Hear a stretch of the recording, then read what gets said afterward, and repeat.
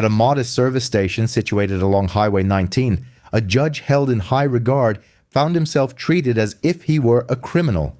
What commenced as a straightforward stop to replenish his fuel escalated into a confrontation meticulously documented by numerous surveillance devices. The responding officer, upon making contact, asserted that he was in the process of recovering a vehicle that had been reported stolen.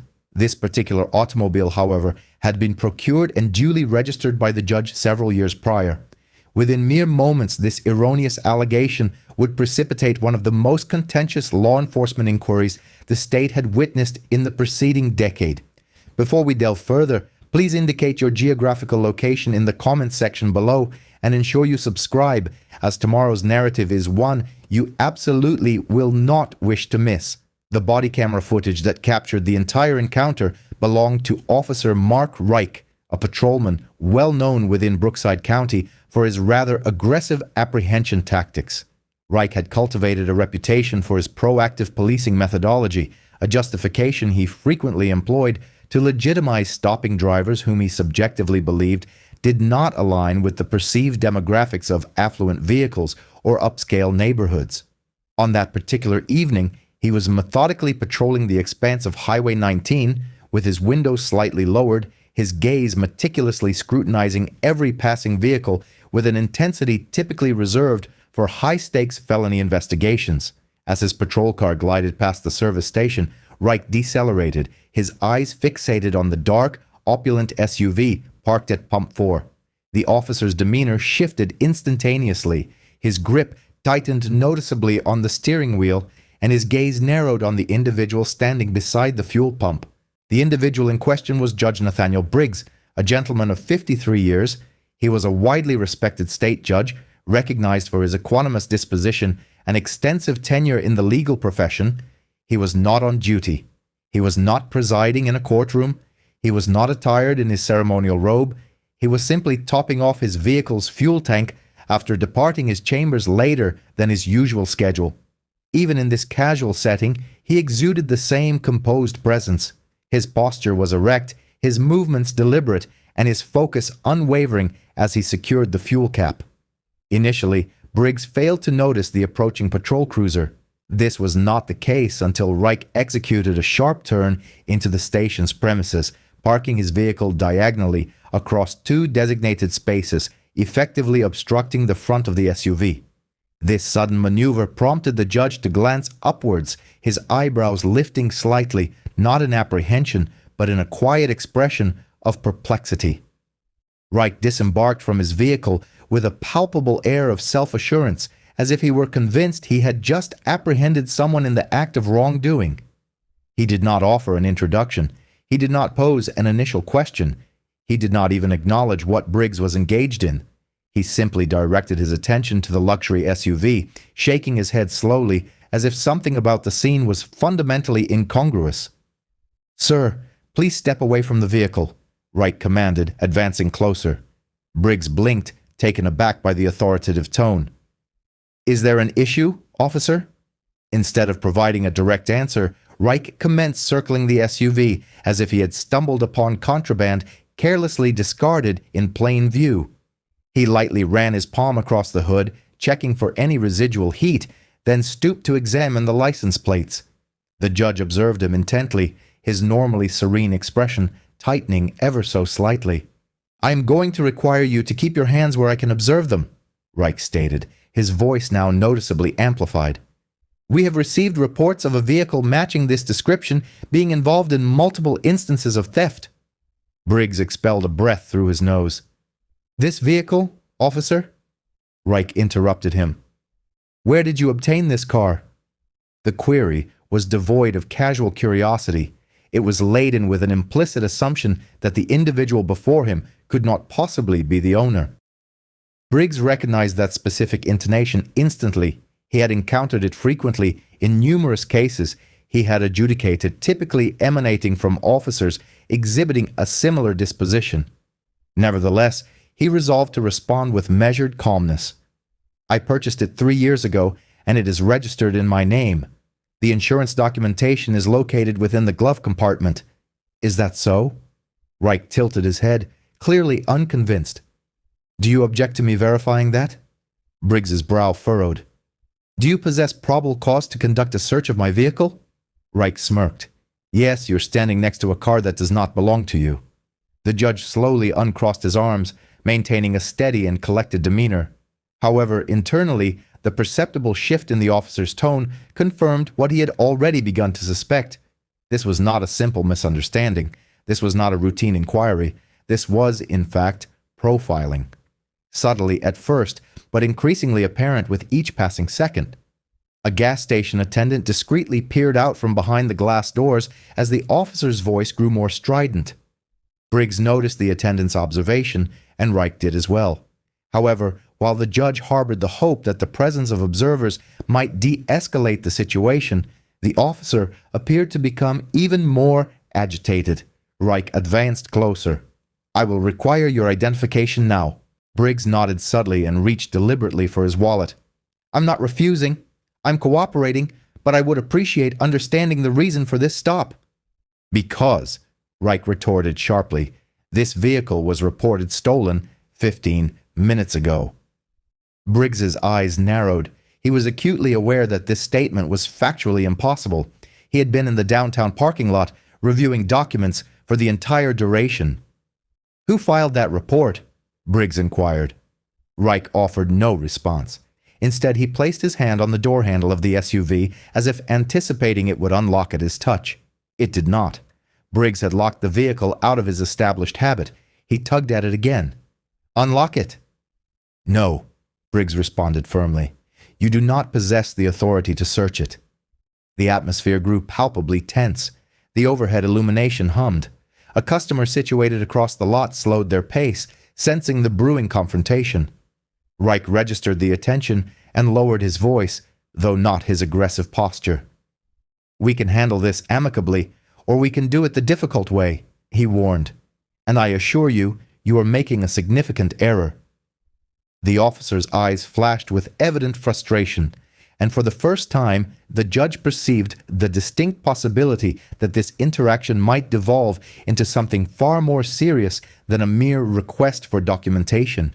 The parking lot seemed to press in, the hum of the overhead lights intensifying, as if they too were silent witnesses. Reich moved even closer, bridging the remaining gap between them. His hand hovered just above the flap of his holster, not making contact but positioned strategically to convey a clear message. Briggs remained motionless. He did not raise his voice. He simply stood his ground, meeting the officer's gaze, who now appeared determined to propel this encounter into a dangerous precipice.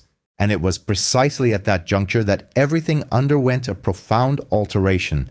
From an external perspective, it appeared as a tense exchange of words, but the captured body camera footage, in conjunction with the service station's security recordings, revealed a starkly different reality. The subtle shift in Officer Mark Reich's posture was a deliberate, calculated maneuver. His chin elevated, his shoulders squared with determination, and the hand hovering in proximity to his holster was not an involuntary reflex, but a carefully orchestrated tactic. It was the kind of maneuver designed to intimidate, intended to establish dominance before any further inquiries were even posed.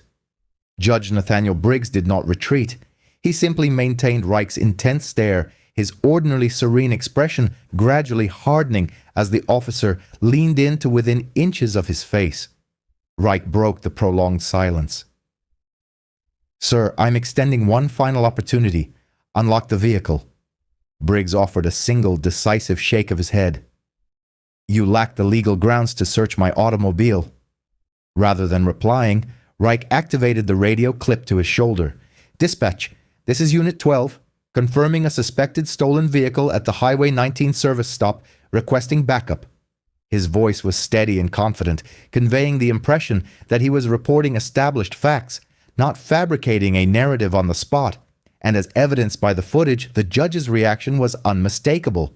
Not fear, but profound disbelief. He possessed an intimate understanding of the gravity associated with a false report, and he was acutely aware that the officer was not even making a pretense of verifying any information. The service station became noticeably quieter as nearby patrons sensed the unfolding drama.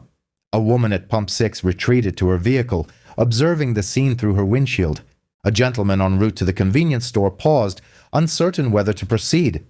Even the attendant stationed behind the counter leaned closer to the window, his eyes wide with attention. Briggs kept his hands clearly visible, palms open at his sides. "Officer Reich, I'm repeating my question. What leads you to believe this vehicle is stolen?" Reich circled the SUV for a second time, tapping its roof with one hand as he moved. "Because individuals do not simply drive vehicles of this caliber in this vicinity without some underlying issue." This was not based on evidence. It was not a suspicion derived from behavior. It was an unadulterated assumption. This assumption was now meticulously documented, recorded, and time-stamped. The judge's eyes followed Reich's circuitous path around the SUV. That is not probable cause. That is profiling. Reich completely disregarded the judge's observation. He crouched to inspect the VIN plate visible through the windshield, squinting intently as if expecting to discover a discrepancy or alteration. He found nothing. Nevertheless, he did not retreat. "Could you remind me of your name again?" Reich inquired, his attention still focused on the vehicle. "You have not yet requested my name," Briggs replied. "Then provide it." Briggs extended his ID wallet. Reich snatched it without a word of thanks, flipping it open. For a fleeting moment, his eyebrows twitched upwards almost imperceptibly when he observed the inscription, "Honorable Nathaniel Briggs." This reaction was not due to immediate recognition of the judge, but rather because the appended title typically denoted an official capacity, something of significant standing. However, rather than acknowledging this revelation, he returned the ID as if it offered no relevant information. "That still does not confirm the vehicle is yours." Briggs inhaled slowly. "My registration and insurance documents are located in the glove compartment. You are welcome to inspect them, but only if you acknowledge that your search is being conducted with my explicit consent, not under duress." Reich scoffed. "Do not attempt to instruct me on procedural matters." The tone was not merely disrespectful, it was imbued with mockery. It was the vocalization employed towards someone he perceived as lacking comprehension of the law, someone he presumed he could easily subjugate. A distant siren began to grow perceptibly louder. Backup units were en route. The judge's shoulders tensed. "Officer, you are escalating a situation that did not necessitate such escalation." "No," he snapped. "You escalated it when you provided a false statement regarding ownership of this vehicle. Blink. Blink." "Precisely what falsehood have I uttered?" Reich offered no reply. Instead, he placed his hand directly on the SUV's door handle once more and applied a forceful tug. It remained locked. He attempted it again. Still nothing. "Unlock it," he demanded. "No," Briggs reiterated. "Not without proper legal grounds." The approaching siren intensified until a second patrol cruiser entered the lot, its tires crunching audibly on the gravel surface. Officer Jansen emerged from the vehicle taller and more robust than Reich, and noticeably younger. He approached them swiftly, his gaze shifting between the two men. "What is the nature of the situation?" Jansen inquired. Reich did not hesitate. "Potential stolen vehicle. Driver is being uncooperative." The judge turned towards the second officer. "I have provided identification. I have offered documentation. I have declined an unlawful search." Jansen observed Reich, then the SUV, and then returned his attention to the judge. His expression remained unreadable, but he moved to stand alongside Reich, not the judge. Now, two officers were present, two sets of eyes, two presumptive judgments. "Sir," Jansen stated firmly, "step away from the automobile." "I am already away," Briggs replied. "What further action do you require?" Reich raised a hand. "We require you to be detained until we can verify ownership." The word "detained" hung heavily in the air. The judge's jaw tightened. "You possess no justification to detain me." "We shall ascertain that," Reich muttered. A small gathering of onlookers had now materialized, 3 or perhaps 4 individuals lingering at the periphery of the lot, their mobile phones held aloft, quietly recording the proceedings. On the screen, the body camera meticulously documented every detail. The insistent buzzing of the overhead lights, the palpable tension in the air, the deliberate circling motion of the officers. It also captured the precise moment Reich reached for a pair of handcuffs affixed to his belt. Briggs observed this action. He stepped back, not in a manner that could be construed as aggressive, but rather as a defensive posture. "Officer, you are making a grave error." Reich advanced regardless, his hand still engaged with the handcuffs. "And you are resisting." "I am not resisting," Briggs stated sharply. "I am standing still and asserting my rights." The moment resonated across the asphalt. The sharp click of metal, the subtle ripple of the second officer adjusting his stance, the hushed murmurs of witnesses who now comprehended that they were not observing a routine traffic stop. They were witnessing a critical breakdown, and in the ensuing seconds, the situation would irrevocably cross a boundary from which neither officer could retreat. The instant Officer Reich reached for the restraints, the palpable tension at Pump 4 snapped like a taut wire stretched beyond its limit. Onlookers shifted closer to the edge of the parking lot, their phones still recording as the atmosphere grew thick with disbelief. The persistent hum of the overhead lights intermingled with the distant drone of traffic on Highway 19, yet every eye remained riveted on the officer preparing to detain an individual who had not shifted his position by so much as an inch. Judge Nathaniel Briggs maintained the visibility of his hands, his voice steady and measured. "Officer, you are attempting to detain the lawful proprietor of this vehicle." Reich did not pause. He advanced once more, handcuffs dangling from his fingertips. "Place your hands behind your back." The judge did not comply, but neither did he actively resist. He lifted his chin slightly, adopting the same posture he employed from his courtroom bench when issuing admonishments. "This has proceeded far enough. Before you continue further, you ought to be apprised of the identity of the individual you are detaining." Reich narrowed his eyes, an almost amused expression crossing his features. "I have no interest in your claimed identity." Briggs reached into the inner pocket of his coat, executing the movement with deliberate slowness and control, and withdrew a leather ID case. He opened it and presented it squarely between them. The gleaming gold emblem caught the light of the service station. Officer Jansen was the first to notice it. His expression transformed instantaneously. His eyes widened, his posture straightened perceptibly, and his mouth tightened around a breath he clearly had not anticipated taking. Reich's gaze fell upon the ID, and for the first time, his unwavering confidence faltered. The badge affixed to it bore a title that immediately dissolved all assumptions, all doubt, and all the unsubstantiated claims he had relayed into his radio communications. Honorable Nathaniel Briggs, State Superior Court Judge. The officer froze mid-stride. "You are a judge." Briggs did not retract the badge. "And you are violating multiple rights on camera." For several prolonged seconds, Reich remained utterly immobile, the sheer weight of this revelation crashing upon him. His hand slowly lowered the handcuffs, but the body camera faithfully captured the tremor that ran through his fingers. This was not an expression of fear, but rather a sudden, dawning realization that every action he had undertaken was now meticulously documented against an individual possessing the authority to challenge it at the highest echelons of the legal system. Jansen shifted uncomfortably at his side. "Sir, we were unaware," Briggs interjected. "You were not required to know my title to accord me lawful treatment." These words struck with a force far exceeding that of any badge, and the camera bore witness to it all. Jansen visibly swallowed, while Reich blinked rapidly. Both officers suddenly appeared uncertain of their subsequent course of action. The judge closed his ID wallet. "Now, I expect to depart without further harassment." Reich cleared his throat. "We were merely executing our duty." "No," Briggs responded, his tone now distinctly sharper. "You fabricated a crime where none existed." A soft murmur rippled through the small assembly of witnesses. One individual stepped forward slightly. "I have recorded everything," the man stated. "Should you require a copy," Briggs offered a single nod. "Thank you."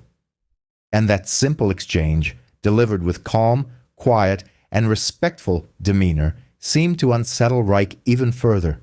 He turned his attention to the witness. "This is an active investigation. Cease recording. The witness did not lower his phone. This is a public place. This represented another blow to Reich's perceived authority, another moment meticulously preserved on camera. The tension dissipated not through an act of conflict, but through sheer exposure. Every aspect was now captured on video, not solely the service station surveillance systems, but the body camera footage, the witnesses' mobile phones, and even a street corner surveillance camera strategically angled towards the fuel pumps. The officers perceptibly receded, creating a physical distance that they should have maintained from the outset. With slow, deliberate movements, Judge Nathaniel Briggs returned to his SUV, opened the driver's side door, and produced the registration and insurance documentation, papers he had offered earlier, long before the situation had escalated. He handed them to Johnson. "Verify it now." Johnson perused the documents. The details corresponded precisely. The SUV was not stolen. There had never been a report of it being stolen. There was, in fact, no justifiable reason for him to have stopped the judge. Jansen exhaled softly and returned the papers. "Everything appears to be valid." Briggs did not smile, did not exhibit any sign of triumph, and certainly did not gloat. He simply stated, "I am aware." Reich averted his gaze. His jaw twitched. "You are free to leave." Briggs regarded him for a moment before speaking, his voice imbued with the same authoritative cadence he employed from the bench. "Officer Reich, I strongly advise you to meticulously document your actions this evening. You will undoubtedly be required to recount them under oath." The officer's shoulders sagged visibly. Briggs entered his SUV and closed the door. The engine sprang to life with a quiet hum. The assembled crowd watched in silence as he drove away. His departure was smooth and composed, a stark contrast to the disarray left in his wake. However, the narrative did not conclude at Pump 4. The subsequent morning, footage captured by witnesses began circulating across social media platforms, initially on a local scale, then rapidly expanding statewide. Soon thereafter, national media outlets seized upon the story. News anchors replayed the gas station confrontation frame by frame, scrutinizing the officer's statements, comparing them against the real-time audio from the body camera, and questioning how a routine refueling maneuver had devolved into an unlawful detention. Civil rights attorneys initiated contact before noon. Community leaders vociferously demanded accountability. The State Judicial Board issued a formal statement unequivocally supporting Judge Briggs. Even members of the law enforcement community expressed significant concern regarding the incident. Within a mere 48 hours, an official inquiry into Officer Mark Reich's conduct was formally initiated. This investigation delved far beyond the confines of that single night's encounter. Patterns began to emerge, revealing past complaints, stops that had gone unreported, and a disturbing multitude of accusations pertaining to the targeting of drivers who did not outwardly appear to possess the financial means to own their vehicles. With each new revelation that surfaced, public pressure continued to mount. 5 days following the confrontation at the service station, Judge Nathaniel Briggs formally filed a lawsuit. The suit sought $13.8 million in damages, citing unlawful detention, racial profiling, severe emotional distress, and a flagrant violation of constitutional rights. The filing itself was not characterized by bombast or ostentation. It was a measured, precise presentation, thoroughly substantiated by evidence gleaned from multiple camera sources, witness testimonies, and even the officer's own recorded statements.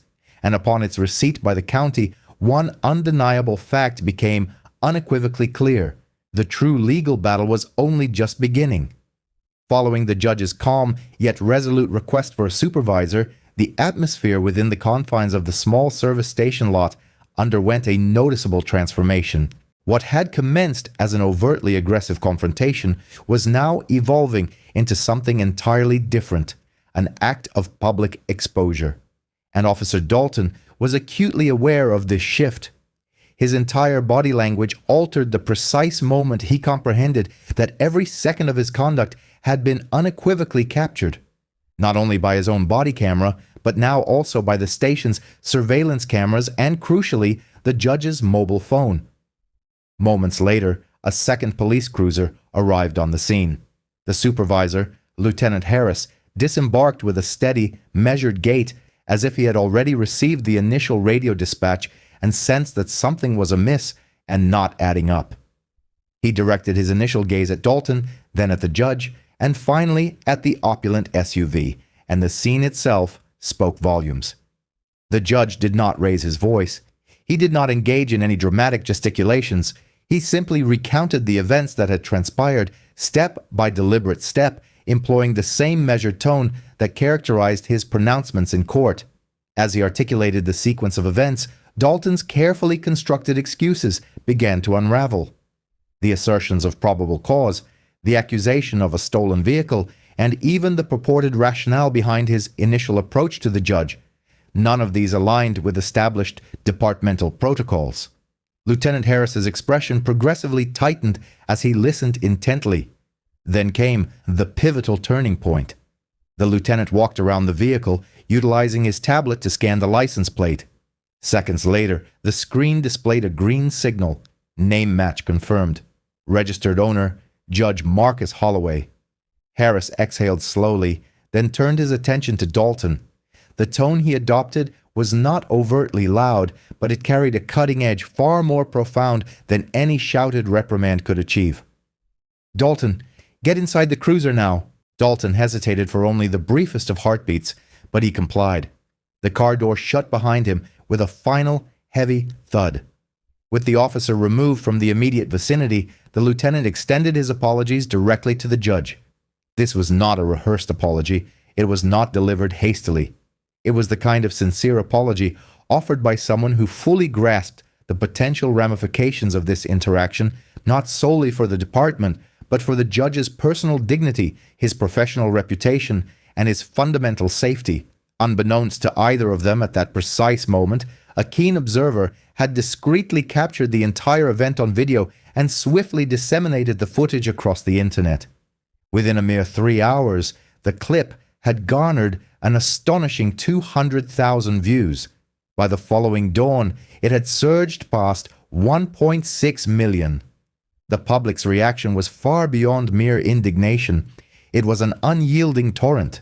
The department was inundated with calls, the courthouse overflowed with messages, and reporters established a persistent vigil outside both establishments, demanding answers. For Officer Dalton, any explanations that could have shielded him had vanished. However, the judge did not resort to public condemnation or media appearances. He did not record an official statement. Instead, he initiated legal proceedings with quiet, professional precision, armed with irrefutable evidence. The lawsuit alleged racial bias, wrongful detention, and gross negligence. Then came the figure that sent shockwaves through the city: $13.8 million. The public anticipated a vigorous defense from the department, expecting a prolonged legal conflict. But upon viewing the captured footage, observing the body camera being activated belatedly, and noting the judge's prepared documents already in his possession while Dalton maintained his assertion of suspicious behavior, the city attorneys recognized that resistance was no longer viable. 3 months later, the department reached a settlement. Yet, this narrative extended beyond the financial resolution. Dalton was terminated from his position. Harris was tasked with the responsibility of re-educating an entire unit. Meanwhile, the gas station, the very scene of the incident, affixed a discreet plaque above pump number 6. This served as a constant reminder to patrons that their surveillance cameras were now equipped to record both audio and video in high definition 24 hours a day, underscoring the principle that accountability should not be a matter of chance. As for the judge, he resumed his judicial duties without fanfare. There were no dramatic interviews or pronouncements of victory. He simply re-entered his courtroom, exuding the same composed authority he had possessed the night prior to the incident. The only discernible difference was that he now carried something far more potent than anger. He carried undeniable proof. Proof that even in a mundane act, like refueling a vehicle late at night, ingrained prejudice can transform everyday life into a perilous situation. Proof that meticulous documentation can safeguard lives. Proof that steadfastness, even in the face of intimidation, possesses the power to reshape an entire system. in the concluding remarks documented in the city's official report, the judge articulated a single sentence that encapsulated the entirety of the confrontation's revelations. "I wasn't seeking a confrontation. I was seeking respect." His voice remained steady, his demeanor unchanged. He simply articulated a truth that millions had now witnessed firsthand, a truth that would compel departments across the region to undergo reconstruction, re-education, and a fundamental reconsideration of what genuine justice truly entails long after the settlement had been dispersed. This is because, at times, the most impactful courtroom in existence can be found in a gas station parking lot, illuminated by a solitary overhead light and a camera that steadfastly refuses to avert its gaze. If you believe that every individual merits equitable treatment, irrespective of their identity, please engage with the subscribe function, as narratives like this are crucial for public awareness.